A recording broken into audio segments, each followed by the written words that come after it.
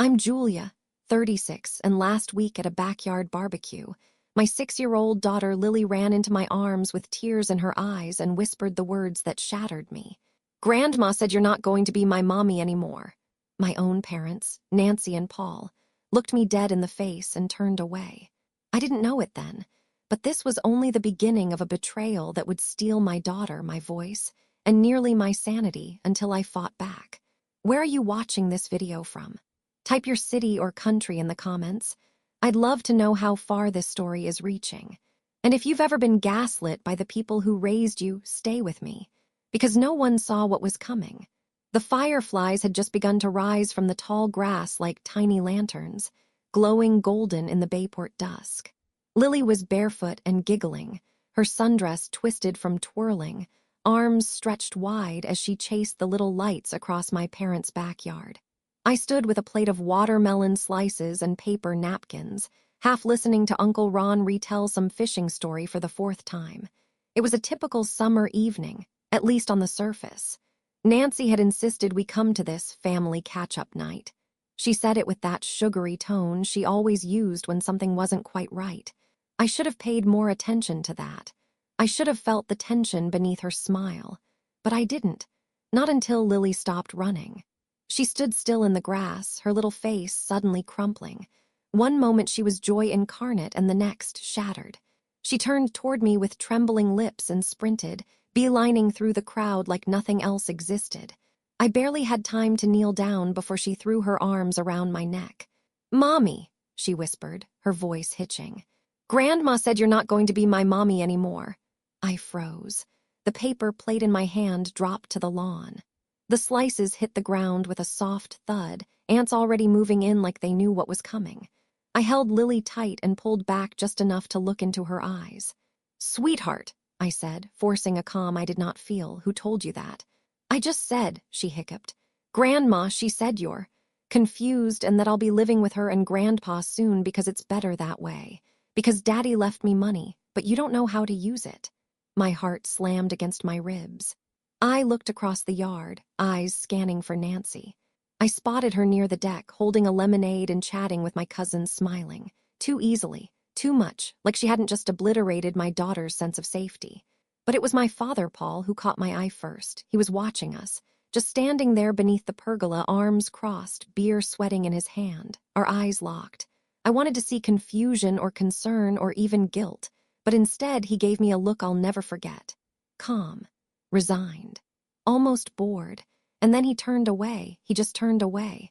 The sounds of the barbecue blurred, plates clattered, someone laughed too loudly, the grill hissed. My ears rang as I held Lily tighter and whispered, "That's not true, baby, no one can take you from me." But even I didn't believe it. I could feel something shifting like the air pressure before a storm. This wasn't just a misunderstanding. This wasn't Grandma talking out of turn. This was something worse, something bigger. I stood, lifting Lily into my arms. My legs felt unsteady, like I was walking through water. Nancy's eyes flicked over to me, and her smile didn't falter, not even when she saw the tears streaming down Lily's cheeks. Not even then. The smoke from the grill curled into the sky, mixing with the scent of sweet corn and charcoal. But to me, it smelled like something else entirely, the beginning of war. We didn't stay to finish the burgers. I mumbled something about Lily not feeling well, though no one really asked.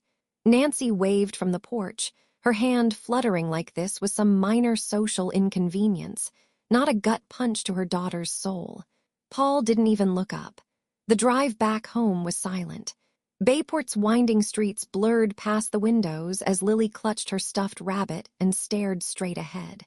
I kept one hand on the wheel and the other resting lightly on her knee, as if that physical contact could anchor us to something real. Our house sat quiet and modest on a sleepy street, the kind of place where kids rode bikes in the morning and porch lights flickered on at dusk like clockwork. I'd bought it 6 years ago, right after Lily was born, after the shock of becoming a widow at 30 and the slow crawl back to something resembling normal. This home was our restart, our little world. But that night, it felt haunted. Inside, I moved on autopilot. Lily changed into her pajamas, brushing her teeth like she always did, humming faintly through foamy toothpaste. I tucked her into bed beneath her quilt, the one with the stitched sunflowers and faded edges. Her cheeks were still puffy from crying, but her eyes had the far-off look of someone who had tried hard to forget a thing that couldn't be forgotten. I sat beside her on the edge of the mattress, smoothing her curls from her forehead. "Can we talk about what Grandma said?" I asked gently. She hesitated, then nodded. "She said, Daddy left money, a big trust," she said. "It's safer if I live with them now because you don't know how to use it the right way." My breath caught. "She said they're going to take care of me," Lily added, voice barely above a whisper, "like they did with Daddy's money." I almost laughed, except it wasn't funny. It was calculated, polished. That wasn't something a 6-year-old misunderstood. That was a planted seed. "Did she say anything else?" Lily stared at the ceiling. "She said you get overwhelmed, that you cry when no one's looking, that maybe I'd be happier if I didn't have to worry about you all the time." That one hit harder than I expected, because it was true.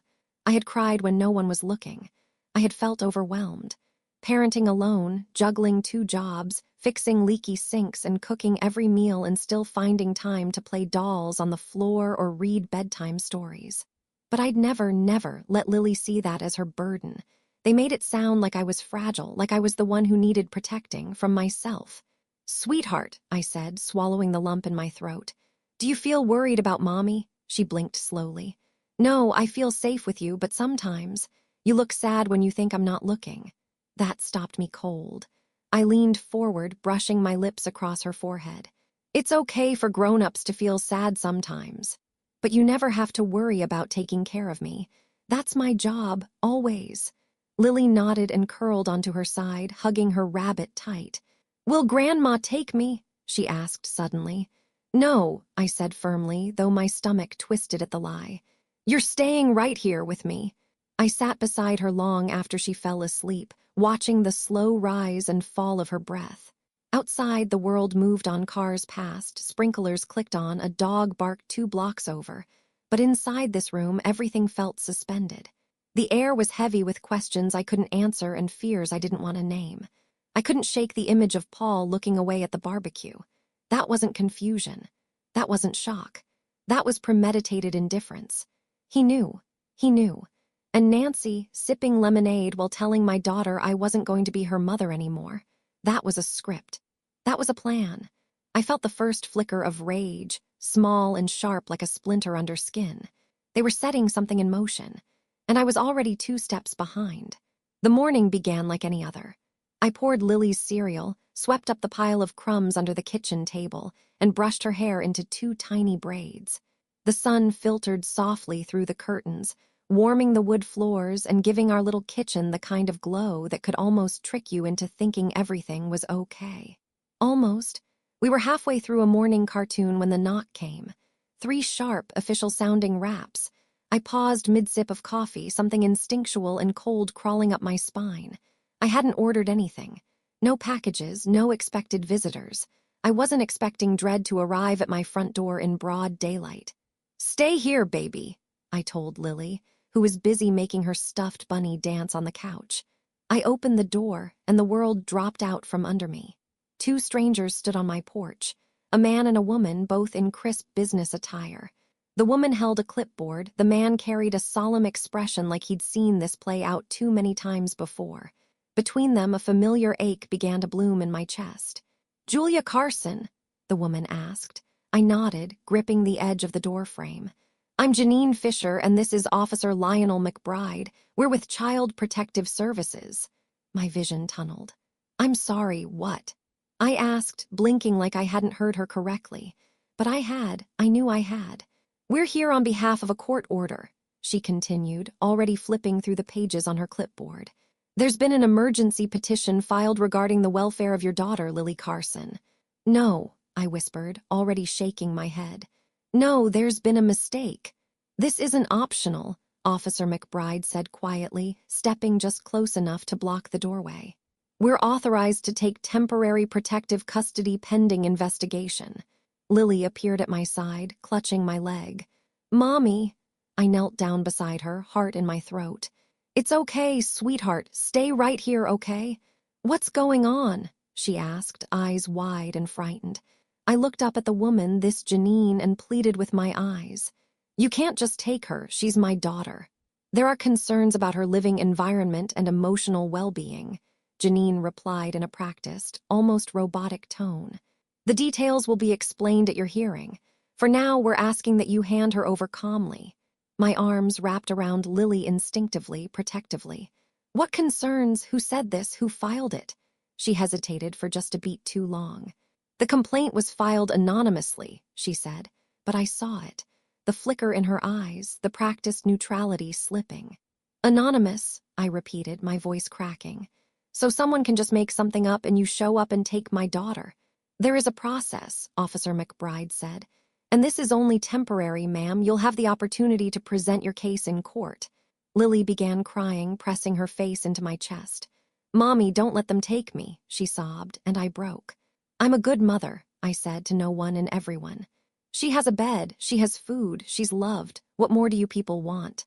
Janine looked down, uncomfortable. The man behind her shifted his weight. I'm begging you, I whispered.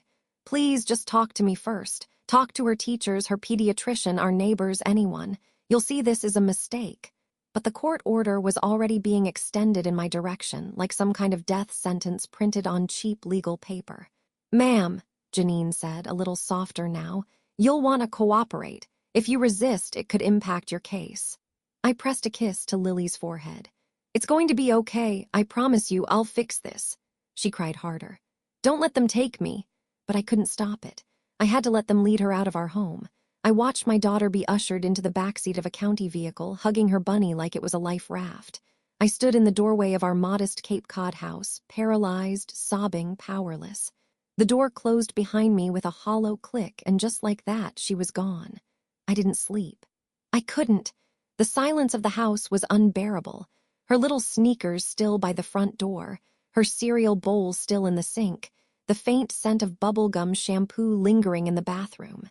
Everywhere I turned, I felt her absence like a bruise being pressed again and again. By dawn, I was dressed and already on the road. My parents' house was in Suffolk County, a stately colonial they'd purchased years ago after my father's second promotion at the firm. It looked like a magazine spread. Brick facade, manicured hedges, shutters painted the exact shade of hunter green that screamed wealth without trying too hard. I didn't knock. I walked in like I used to when I was still their daughter, before I became an obstacle. The morning sun poured through the kitchen windows, bouncing off the marble countertops.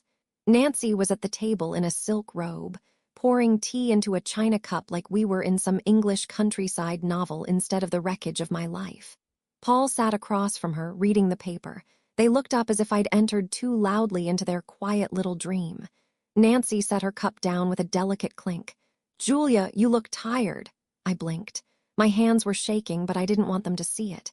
You did this, I said. You filed something or got someone to. You lied. Paul folded his paper neatly, like this was just another business transaction he had to review. We did what we had to, he said evenly. You stole my daughter, I snapped. From her home, from me. Nancy took a slow sip before responding, her tone maddeningly composed. It's not theft if it's for her own good. Her own, my voice caught. What possible version of good involves ripping a 6-year-old out of her mother's arms without warning? She's not just your daughter, Nancy said. She's also your late husband's legacy, and that legacy needs protection.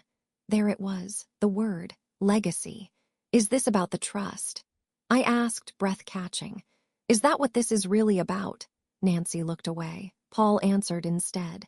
It's not just the trust, it's everything, the instability, the emotional volatility, the house that isn't properly maintained. You're overwhelmed, Julia, it's plain to see. Because I'm raising a child alone, that makes me unfit. No one said unfit, Nancy interjected, voice syrupy. Just unsteady. I gripped the back of the chair to steady myself. You went behind my back. You filed false reports. You used my grief and exhaustion as weapons. Neither of them flinched. I want her back, I said through clenched teeth. I'm going to get her back. Paul reached for his coffee. The court agrees with us. That should tell you something. I slammed my palms onto the table so hard the teacups rattled. That tells me exactly what kind of people you've become. Nancy didn't blink. We've always been the same, dear. You just didn't want to see it. And that. was the first honest thing she said. I turned and left without another word, the front door echoing shut behind me like a gavel. But inside, something had shifted. Not just the heartbreak, not just the rage. It was resolve. They wanted a war they had won. The following week passed in a fog. I kept the house spotless. Every dish scrubbed, every surface wiped twice. I fixed the cracked tile in the bathroom myself, installed new batteries in every smoke detector, and printed out pediatrician notes, school awards, even birthday cards Lily had drawn with "I love my mommy" scribbled in crayon. I wasn't trying to impress anyone. I was trying to prove I wasn't crazy. But it didn't matter. They came anyway, on a Thursday morning. I recognized the knock this time, not angry, not rushed, just official. A different CPS agent stood in the doorway now. Younger, clipboard in hand, expression unreadable. "Ms. Carson," she asked. I nodded, swallowing hard. "You're here to inspect the house." "Yes, this is a follow-up."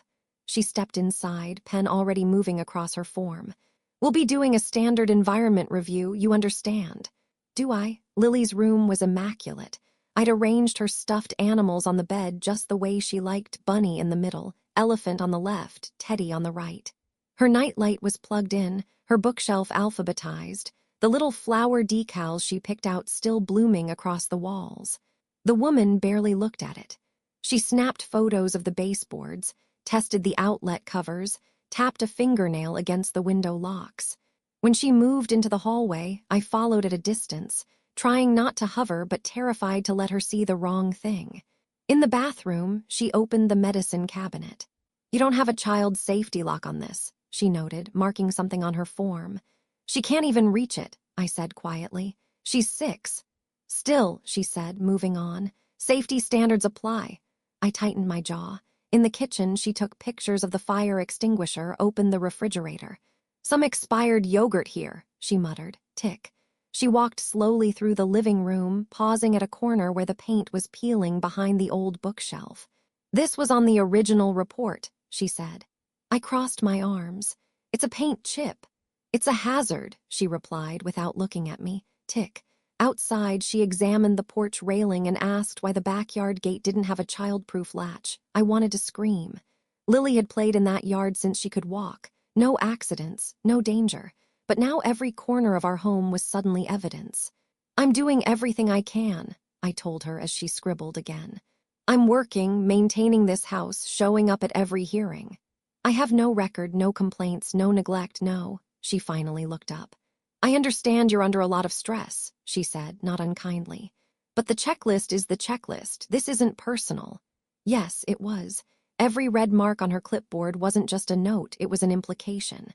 A subtle nod toward failure. And my parents knew that. They knew exactly how to make me look unstable without ever saying it aloud. Knew how to let the system do the dirty work. When the agent left, I closed the door and leaned against it, my whole body trembling. Not with sadness, with fury. They weren't just coming for custody. They were rewriting my life into a narrative that made them look like saviors and me like the risk. And if I didn't fight back, they'd win. Riverhead Family Court wasn't grand. No polished marble columns, no echoing halls filled with drama and fury. Just beige walls, harsh fluorescent lights, and cheap carpet that swallowed your footsteps. But that morning, it felt like the center of the universe. My universe. I sat alone at the petitioner's table, clutching a folder with every document I could find. Lily's school report cards, photos of her birthday party last fall, even a receipt for a new fire extinguisher. As if any of it could prove I was still her mother. Across the aisle, Nancy and Paul sat side by side with their lawyer, a tall man with silver temples and a voice that could make you believe anything. They didn't look at me. Nancy wore pearls. Paul adjusted his cufflinks like he was waiting for a meeting at his firm. I wasn't even worth a glance. The bailiff called the session to order.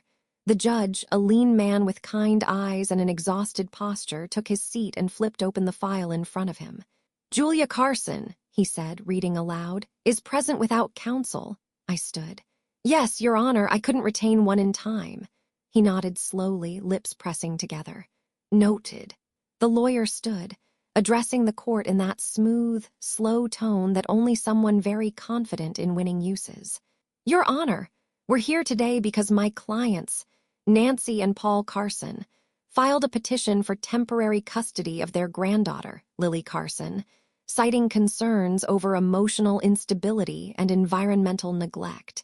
He gestured toward his stack of papers like they were gospel. You'll find photographic documentation submitted by CPS, including unsafe household conditions, lack of proper childproofing, and concerning behavioral signs observed in the child during interviews. My chest constricted. Behavioral signs? What did they say she did? I opened my mouth, but the judge raised a hand. Ms. Carson, you'll have your opportunity, the lawyer continued.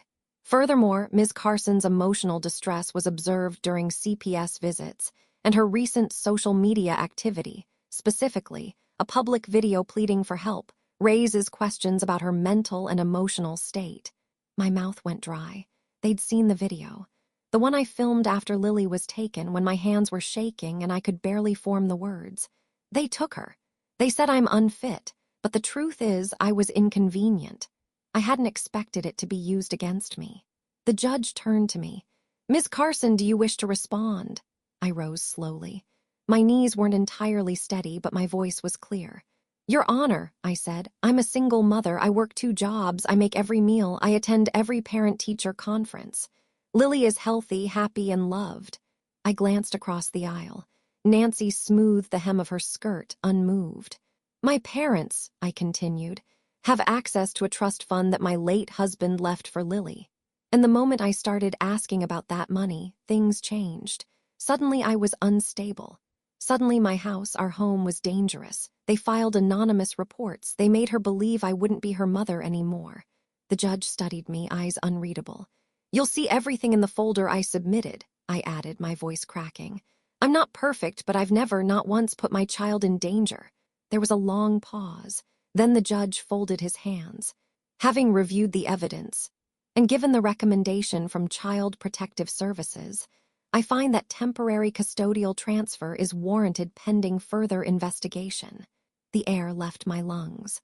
Parental rights, he continued, are hereby suspended on a temporary basis due to unresolved environmental and emotional concerns. Visitation will be arranged under supervision.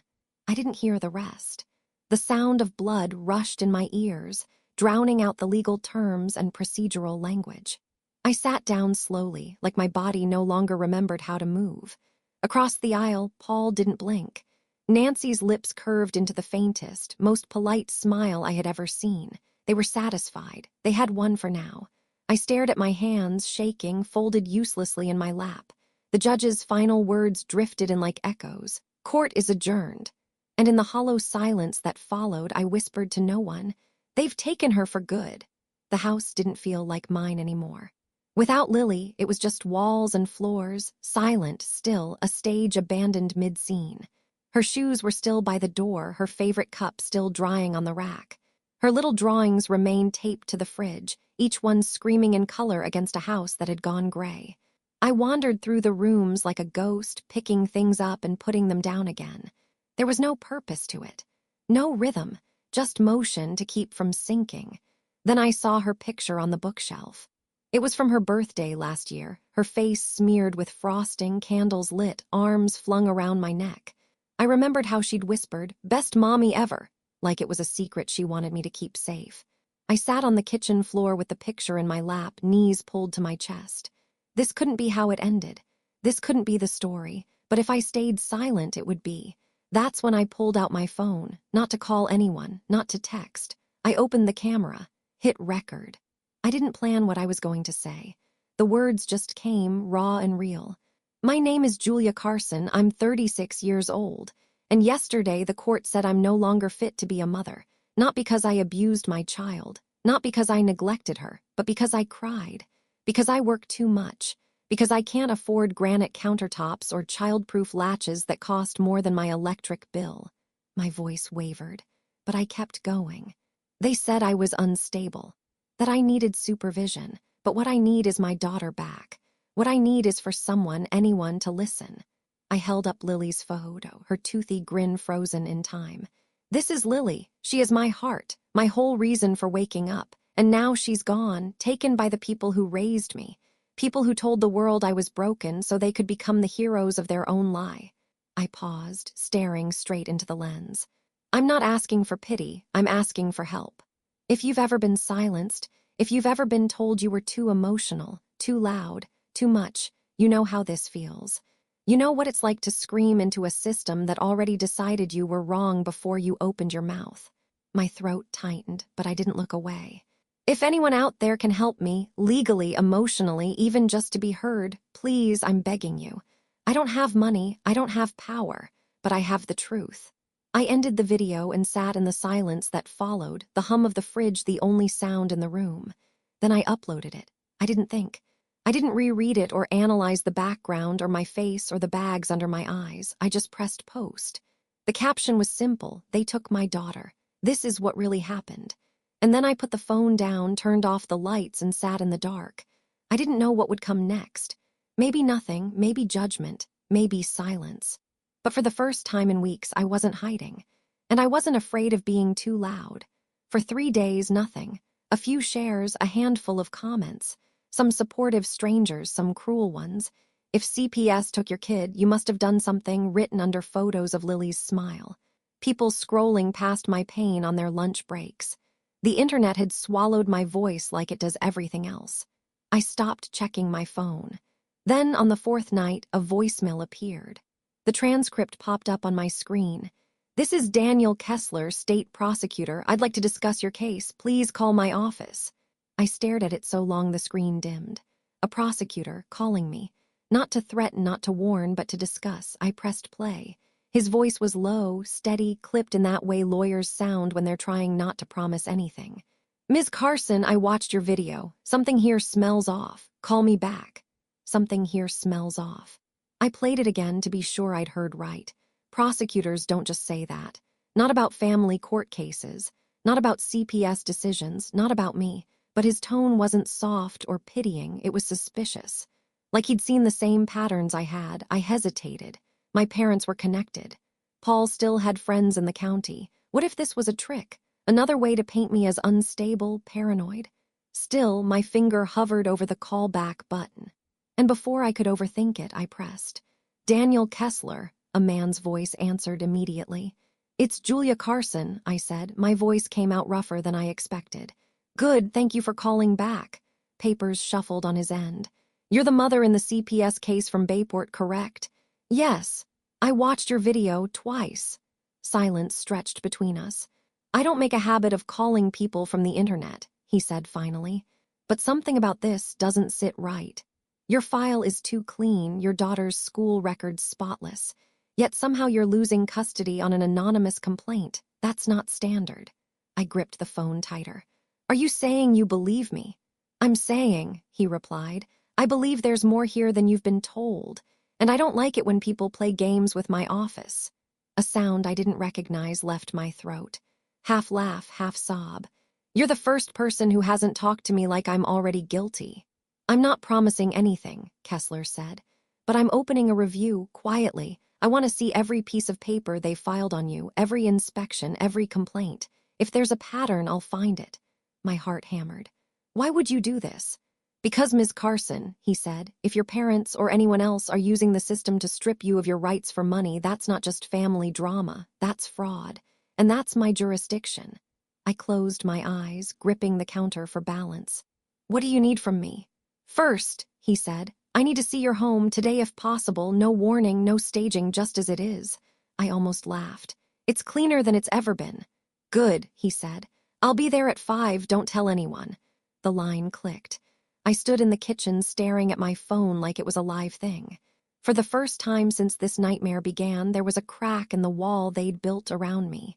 Someone had noticed, someone with power. But even as hope flickered, fear threaded through it. Because if Daniel Kessler was right, if this was fraud, then my parents weren't just lying. They were breaking the law, and people who break the law to take what they want don't stop easily. At 4:57 p.m., a black stay-tissued sedan rolled up to my curb. The neighborhood was quiet, kids riding bikes, sprinklers hissing on manicured lawns, but I felt like I was standing at the edge of a cliff. My palms were damp. The car door opened and a man stepped out, mid-40s, sharp suit, no tie. He had the kind of posture that said he'd walked into more courtrooms than living rooms. A clipboard in one hand, a leather folder in the other. His expression wasn't friendly or hostile, it was measuring. "Ms. Carson," he said as he reached the porch, flashing a badge. "Daniel Kessler, state prosecutor." I nodded, stepping aside to let him in. "Thank you for coming." "Don't thank me yet." He moved into the kitchen, eyes sweeping the room. "I'm here to see if the reports match reality, that's all." "Fair," I said, even as my stomach clenched. He set his folder down, unbuttoning his jacket. "I'm going to look at the house the way a CPS investigator should, unannounced, unfiltered, walk me through it." I watched him take in every detail.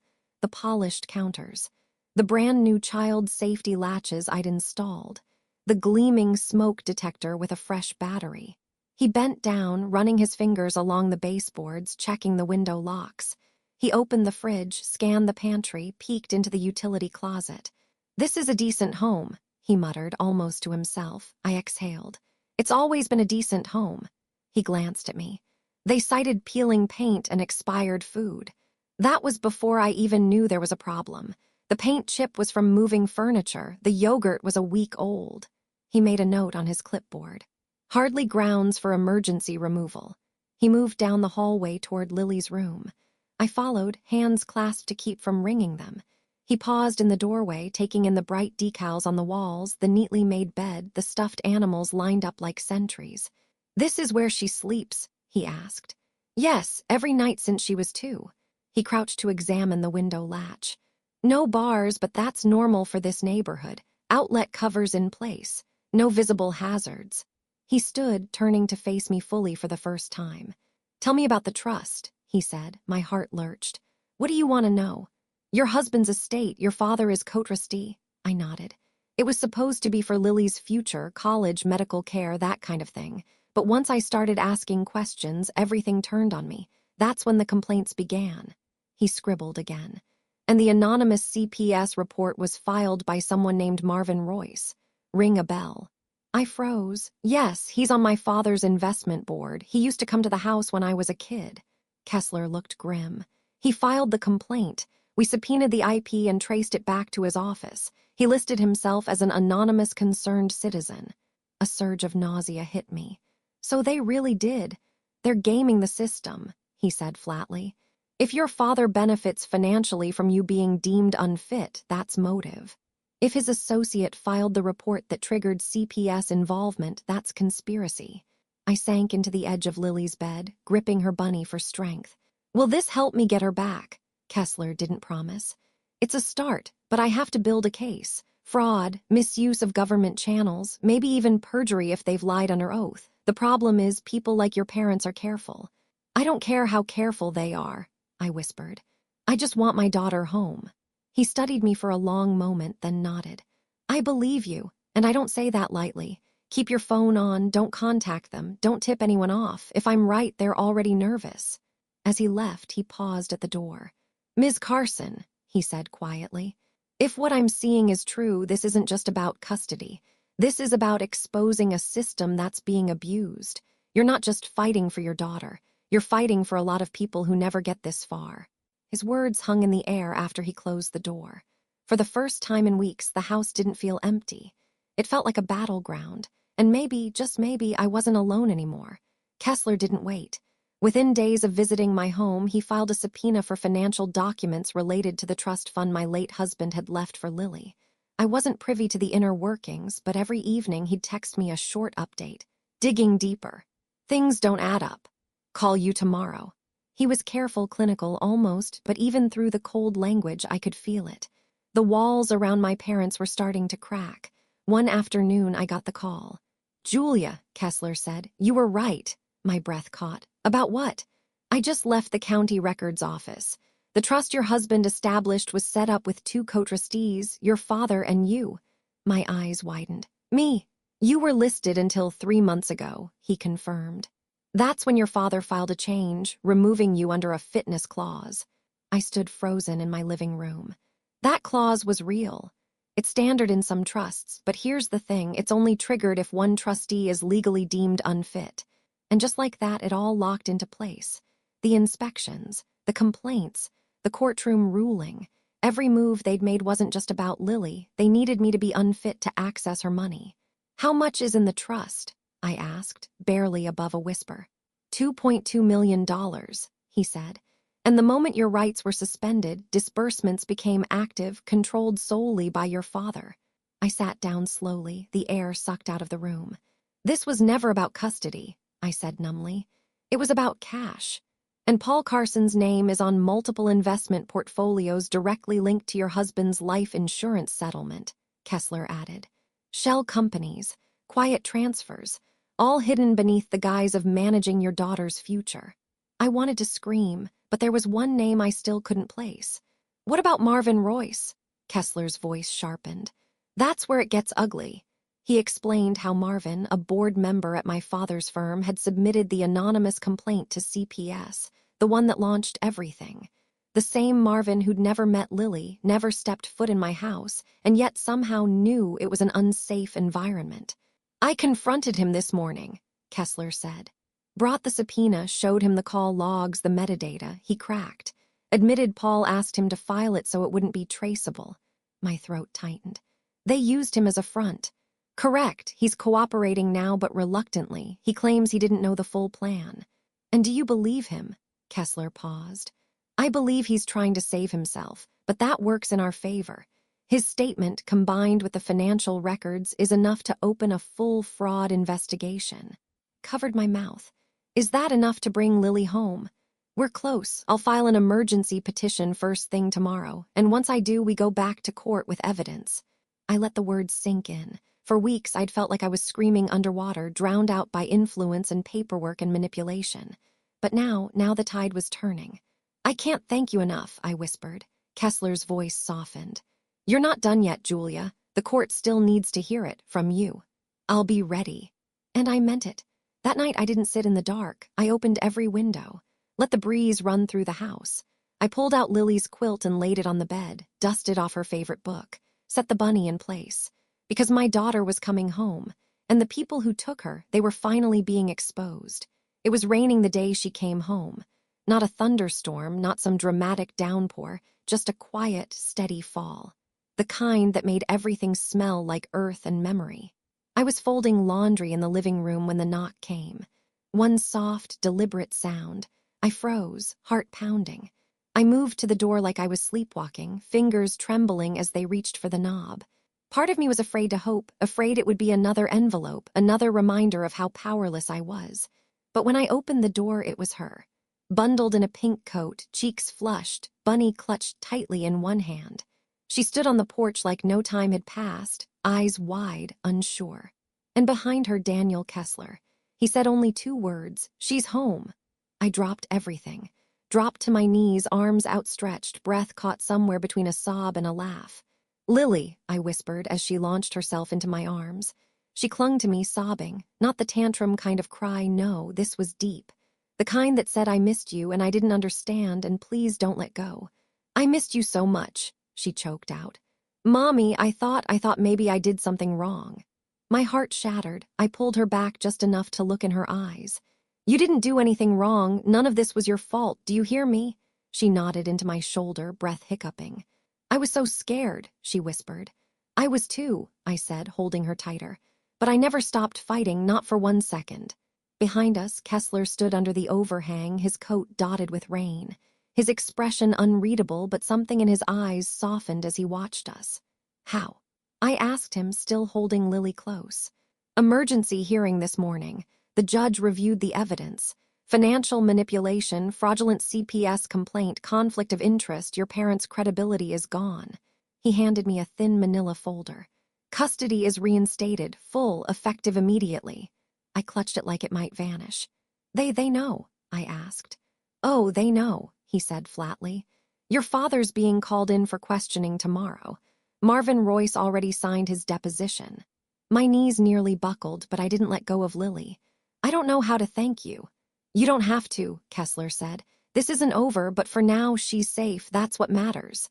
And with that, he tipped his head, turned, and walked into the rain. I closed the door behind him, heart still racing. Lily looked up at me, her little face streaked with tears and rain. "Can we go to my room?" I nodded, brushing damp curls from her forehead. "Let's go, sweetheart." We walked hand in hand down the hall, her small fingers woven through mine like nothing had ever torn us apart. I opened her door and she gasped. Her toys were exactly where she left them, her bed made, her books stacked neatly on the shelf. "You kept it the same," she whispered. "Of course I did," I said, kneeling beside her. "I told you were always coming home." She curled into my lap on the bed, Bunny still held tight. "Are they going to try again?" she asked, eyes wide and scared. "Oh," I said without hesitation. "You're with me now, and I'll never let anyone take you away again." The rain continued outside, gentle, steady. But inside, for the first time in weeks, everything was still. Whole. Some stories end when the child comes home. Mine didn't. Lily's return was the beginning of peace, but it wasn't the end of the fight. The truth had surfaced, but the damage my parents caused, the system they manipulated, the silence they used as a weapon. It all needed more than a reunion. It needed consequences. Within a week, Paul Carson was served at his office, right in the middle of a shareholders' meeting. Fraud, misuse of legal authority, conflict of interest. The charges were serious, and the financial press pounced. The headlines felt surreal. Prominent investor under investigation in custody fraud case. State opens inquiry into CPS corruption claims after viral video. My father's empire began to crumble, not because of me, but because the truth finally had oxygen. And Marvin Royce, he cut a deal, gave up emails, texts, meeting records, said he regretted getting involved, though the regret didn't seem to show when he signed the anonymous CPS complaint. Kessler kept me updated, carefully but consistently. "The investigation has expanded," he told me.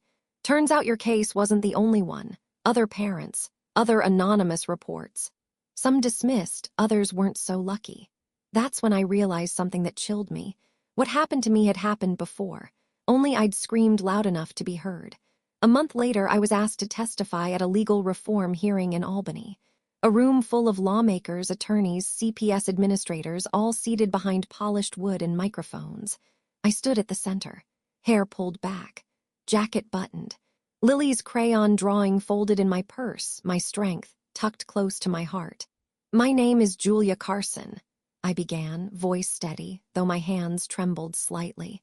"And I am the mother of a daughter who was taken from me, not because I harmed her, but because I became inconvenient to people with power." I told them everything.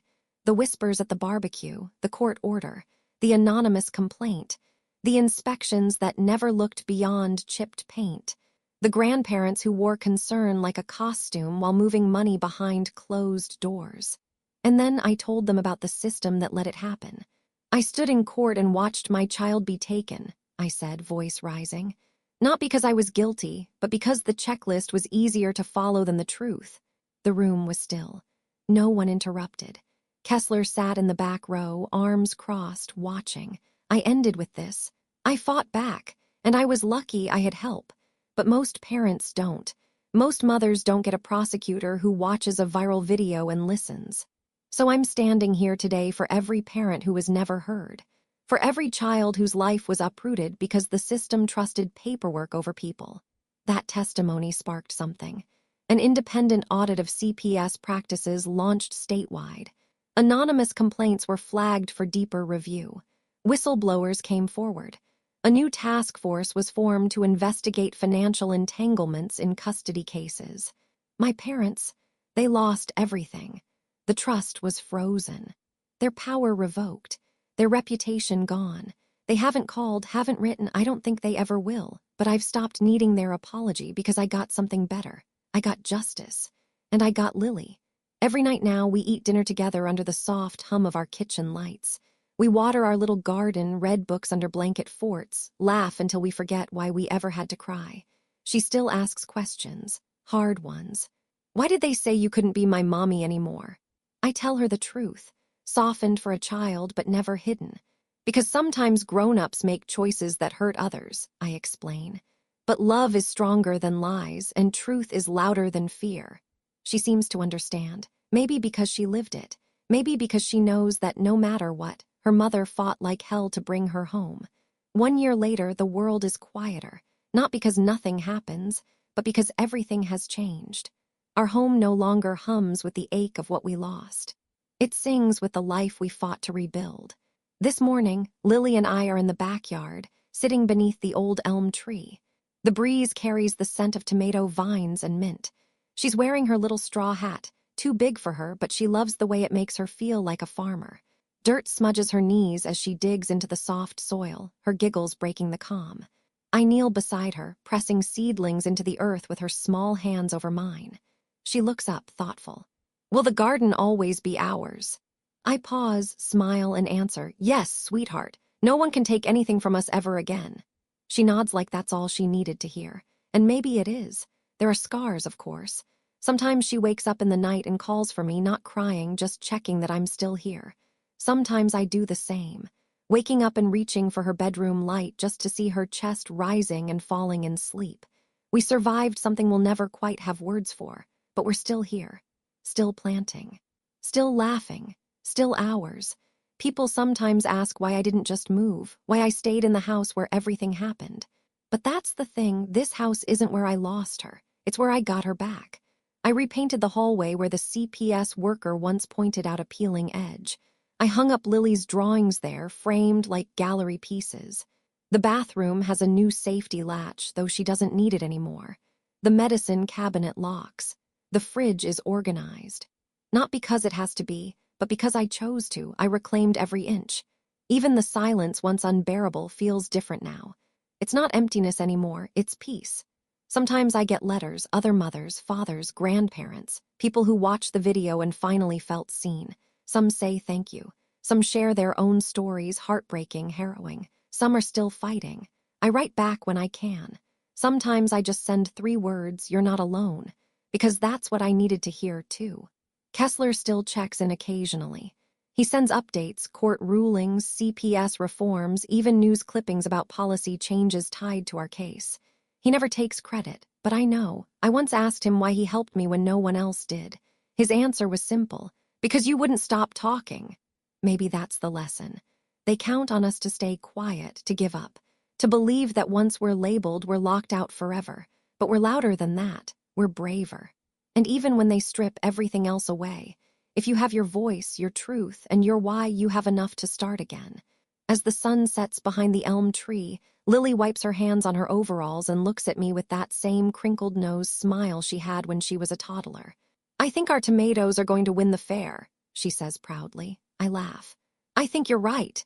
And in that moment, I realize something. The worst chapter of my life didn't end me. It planted something. And now it grows.